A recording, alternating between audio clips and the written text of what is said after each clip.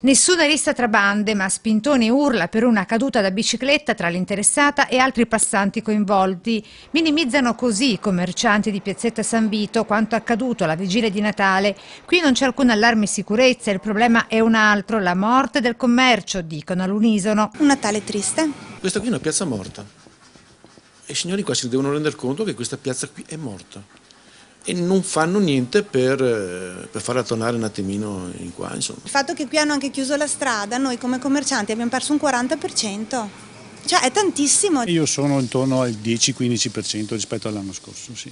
In meno. In meno.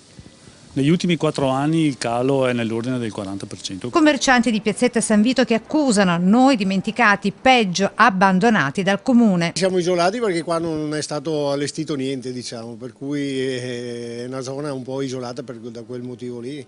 Qui non abbiamo avuto mercatini o altre attrattive per poter far girare la gente anche in questa zona qua. È vero?